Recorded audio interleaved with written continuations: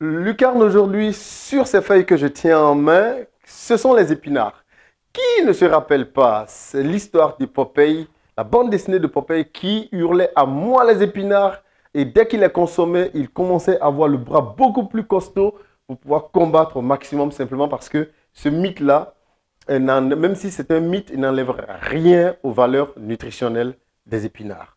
Aujourd'hui donc, c'est les épinards ce sont des épinards dont nous allons parler. Si tu ne me connais pas, je suis coach sportif, conseiller nutritionnel. J'aide les personnes de 40, 50, 60 ans à retrouver la forme, à perdre du poids et surtout aux diabétiques à savoir quoi manger. Tu peux prendre contact avec moi. Alors, quelles sont les valeurs nutritionnelles des épinards? Il faut savoir que les épinards sont composés en grande partie d'eau et de fibres, ce qui permet, n'est-ce pas, un transit intestinal, ce qui permet d'avoir un ventre plat.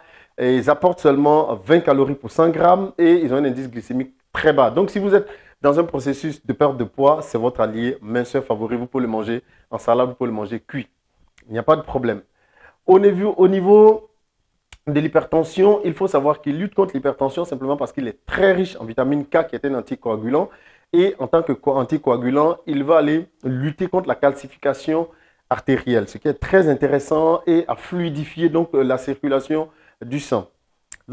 Côté diabète, il faut savoir que les épinards sont très importants pour les diabétiques, simplement parce qu'il va baisser le taux de glucose dans le sang, il va stimuler la régénérescence des fibres nerveuses qui sont petit à petit endommagées par la maladie, et enfin, il va améliorer la sensibilité à l'insuline. C'est très intéressant aussi donc pour les diabétiques de consommer des épinards. Les épinards sont très riches en antioxydants et nous savons que les antioxydants contribuent à ralentir le vieillissement des cellules, à ralentir le vieillissement de la peau.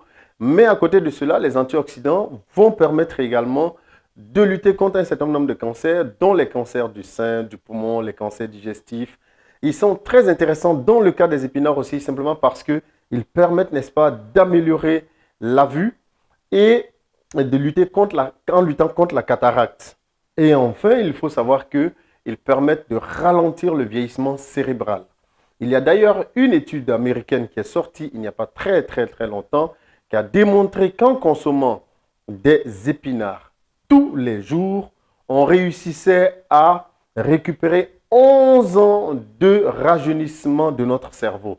Réfléchissez-y. Mais attention, l'élément qui pourrait être un frein à la consommation des épinards, c'est si vous êtes sous un traitement anticoagulant, parce que nous l'avons déjà dit plus tôt, ils sont riches en vitamine K, ce qui fait que quelque part, ils vont être un élément qui vont trop fluidifier votre sang si vous êtes déjà sous traitement anticoagulant. Et en plus, si vous souffrez de la goutte, je vous déconseille de consommer les épinards simplement parce qu'ils sont très riches en acide urique. À part ces deux éléments, vous pouvez consommer les épinards. Je vous conseillerais de les consommer peut-être 2 fois par semaine. C'est super bon. Vous pouvez les consommer crus ou cuits, peu importe. Vous récupérez toujours toutes les valeurs nutritives de ces feuilles. Bon appétit et n'oublie pas de t'abonner et de partager cette vidéo.